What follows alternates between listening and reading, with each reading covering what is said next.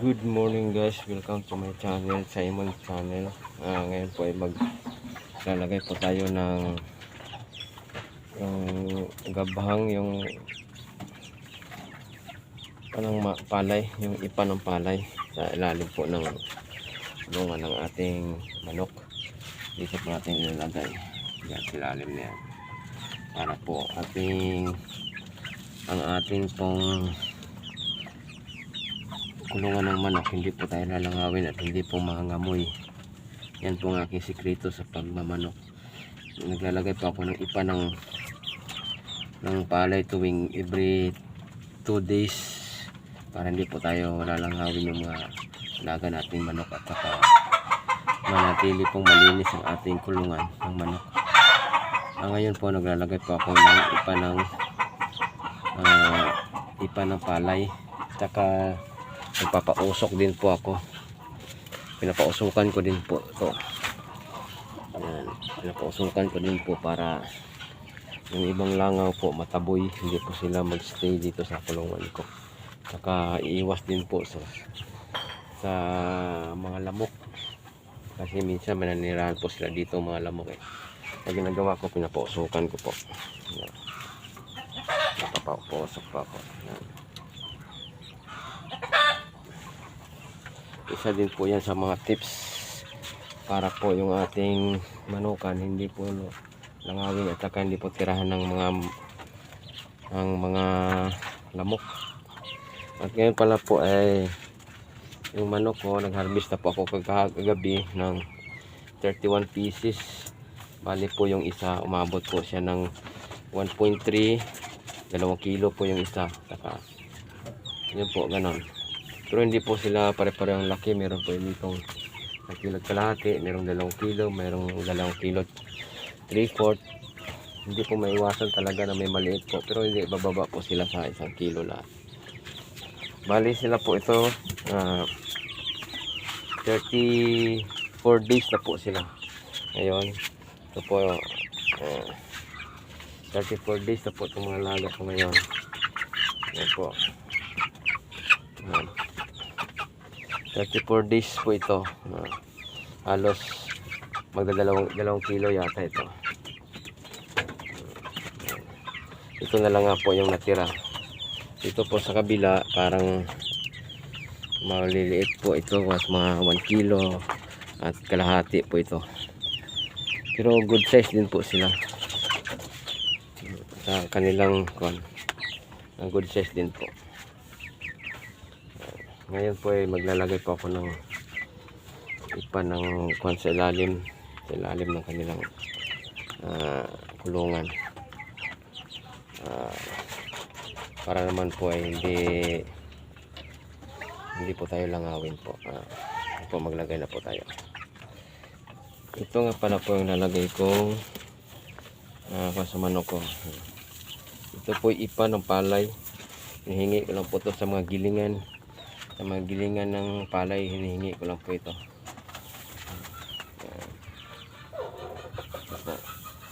Nilagay po natin dito sa ilalim. Bali naglagay na pa ako kanina. Ito na po. Ayan. Ito na po nilagay ko. Kita nyo naman po walang kalangaw-langaw yan. At saka walang amoy. Ayan. Ito pala po yung aking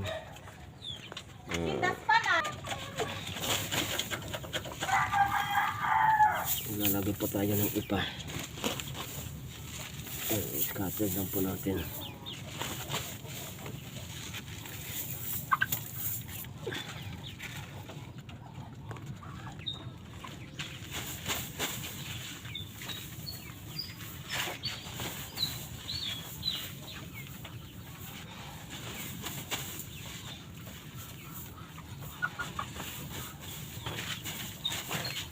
Ito po ipa nilagay natin.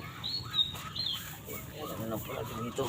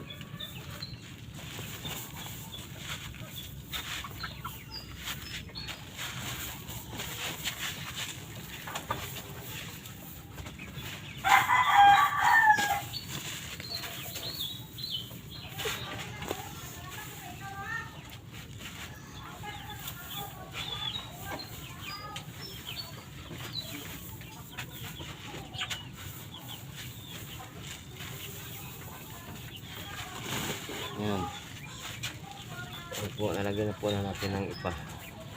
Ito na po yung, ganito na po yung itsura ng ilalim ng ating kulungan ng manok. Yan po yung itsura niyan. Yan. Malinis po. Wala po siyang kaamoy-amoy. Yan. Ito po yung ilalim. Yan po, nakikita nyo. Puro po yan ipa ng palay. Yan. Saka nilagyan ko din po yan ng mga takip ng palibot para hindi po pumasok ang mga manok. Saka hindi po papasok yung ibang manok. Saka hindi po nila kakalatin yung mga ipa ng palay. Yan. Yan po. Yan.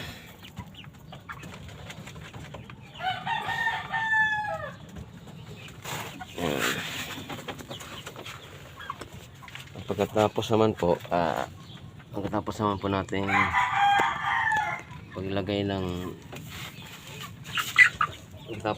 maglagay ng ipa, tatabunan naman po natin ito ng itong screen. Baba na po natin tilon para po yung pag may langaw di po basta-basta makapasok doon sa lalo.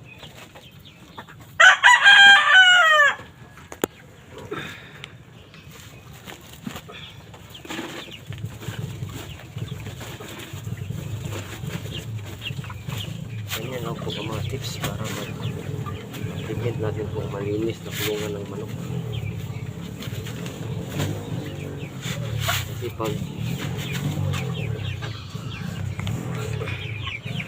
Kasi pag madumi yung kulungan ng ating manok,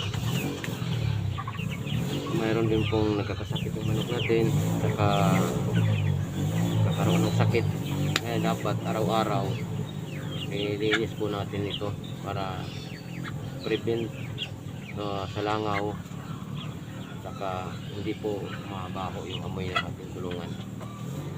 Saka dapat din po kung pumasok tayo sa ating kulungan ng manok, kasi yung mga manok na yan, meron po sila yan na parang lumilipad na maliliit na sa katawan nila. Dapat po lagi po tayo magsuot ng face mask para hindi po natin ma-amoy yung kanilang manok.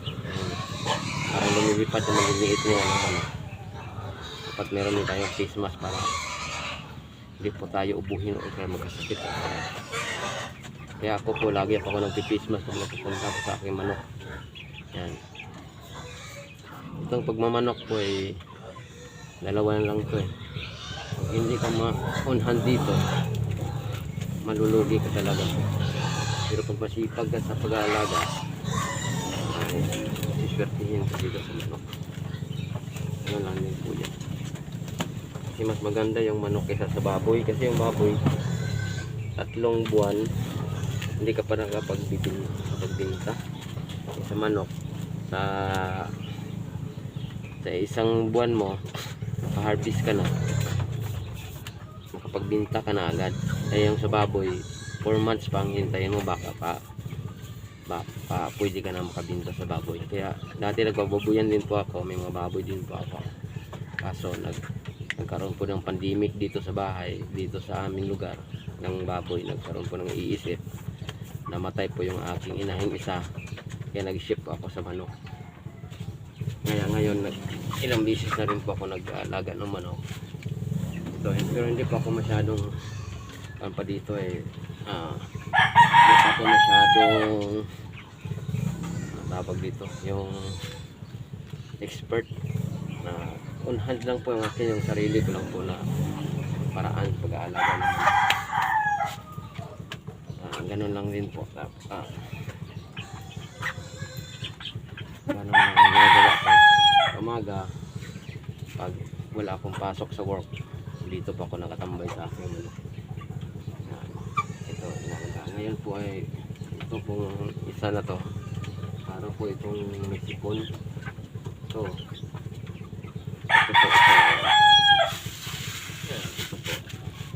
Kaso po, pinakain ko na po ito ng bawang. Ito pong pinapakain ko. Bawang lang po. Kasi pag malapit na po silang i-dispose, kasi ready to dispose na po sila anumang oras, kasi pwedeng may mag-order.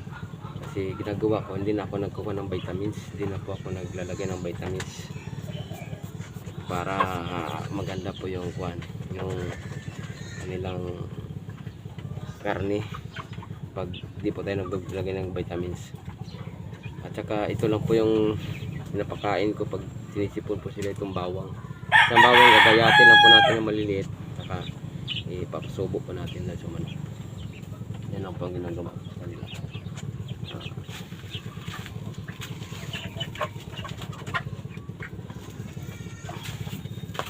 Bali po ito isa para pong may sipon to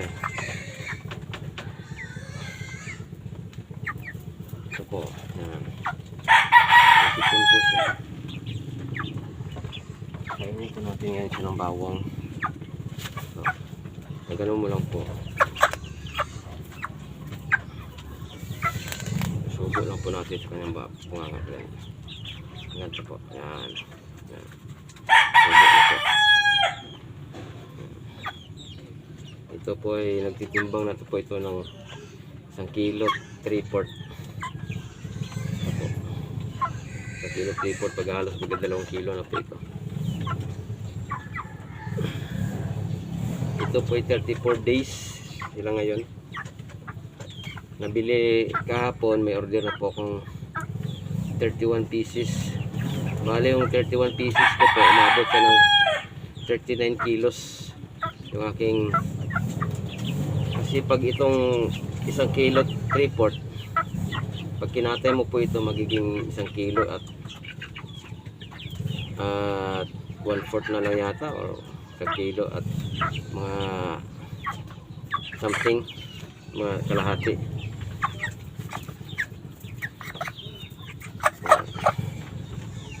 Kaya pag dapat nagkakatay po tayo ng manok, hindi po bababa sa 2 kilo or 1 kilo at 3/4 po, para natira po dito mga 1 kilo at kalahati po yung isa.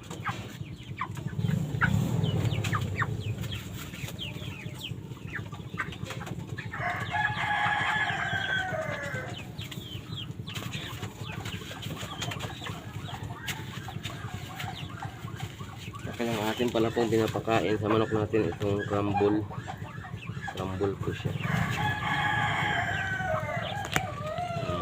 Bale pinapakain ko na po ay Integra 2000 po. Integra 2000 na. Bale sa 100 pieces ko pong alaga, bali na consume po nilang feeds na sa 5 sack. Yung sako po yung consume nilang sako. Yung mga sako din po ang naubos nila sa halos maibinta po sila.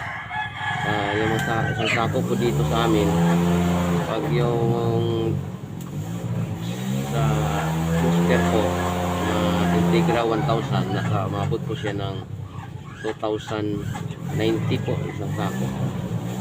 Bali isang sako po yan mula mag day 1 hanggang day 15, nakapaubos pa ako ng isang sako. Pag abot po ng day 15 to harvesting, consume pa ako ng almost 4 sack of Integra 2000 po yan. Hanggang sa may binta ko na po sila. Ganun lang po. Balik cost po ng aking 100 heads, expenses ko po sa lahat-lahat, nasa umabot po sila ng 12,800 or 13,000 plus. Nasa 13,000 plus. Ang manok po ngayon dito sa amin yung almost 13,000 din po yung cost nila nito. Pag mamanukan po ay hindi po tayo mag-i-expect ng malaking tubo, kasi hindi po natin alam kung ano mangyayari sa mga alaga nating manok. Kaya yung gawin lang po natin, parang libangan lang din po siya. Gagawin lang po natin siya libangan. gagawin na po natin isang libangan na pwede pagkitaan po, kasi hindi po tayo mag-i-expect ng ganun kalaki yung ating tutubuin, kasi minsan nagkakaroon po tayo ng immortality yung tinatawag. Nagkakaroon po tayo ng problema sa mga manok, nagkakamatay po sila. Hindi po inaasahan po kung talaga yan, normal lang talaga sa nagmamanok. Pero pag na tsambahan mo naman po na maganda yung ng quality ng manok mo at maganda yung matimbang, yun, katama po kali. Bali po sa akin lang, may iwasan naman po yung ganong sitwasyon kung on hand po tayo sa pag-aalaga ng manok, at meron din po tayong konting knowledge po na pag-aalaga. Hindi po tayo basta-basta alaga lang, na hindi po tayo magsasaliksik muna sa mga marurunong na manonood po tayo ng mga videos, kukuha po tayo ng mga tips o mga suggestion sa kanilang videos. Ganon din po ang ginagawa ko, ginagaya ko rin po yun. Tapos dinadagdagan ko na lang yung aking konting kalaman sa pagmamanok. Tagal-tagal na rin po ako nag-aalaga ng manok. Siguro nasa, wala pa naman pong 1 year. Kasi ito po yung pinalit ko muna sa alaga kong baboy. Nagmanok po muna ako. Ayan. Ito po ay tandang 2 kilos mahigit.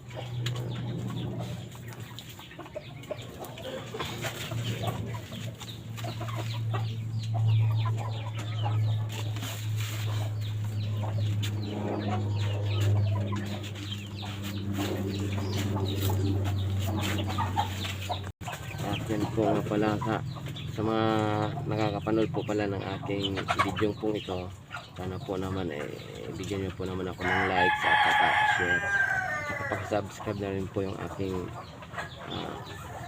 subscribe na rin po, at saka na po ang bell button para updated po kayo sa aking updated ng mga videos po. Yan. Sa mga nag-subscribe pala po sa aking channel, maraming salamat po, at sa hindi pa po nag-subscribe, sana po mag-subscribe na rin po kayo. Ngayon pa lang po nagpapasalamat po ako sa inyo. Sana supportahan niyo po ang aking channel, Simon Vlog po. Baguhan pa lang po tayo nagbablog. Sana po supportahan po natin yung mga baguhang mga vlogger para magkaroon din po sila ng makilala din po ang kanilang channel. Sige po, thank you and God bless po. Mabuhay po sa mga nagmamanok, at sana yung mga tayo pong nag-aalaga ng mamanok ng 45 days broiler, tayo po ay magtutulungan, saka tayo po ay magbibigayan ng mga ating mga tips para sa iba pang magkakaroon ng ganitong papasuking negosyo po, para magkaroon din po sila ng knowledge at tips para hindi po sila malugi sa kanilang pagnenegosyo. Thank you po and God bless, and please subscribe po at Simon Vlog po. Thank you.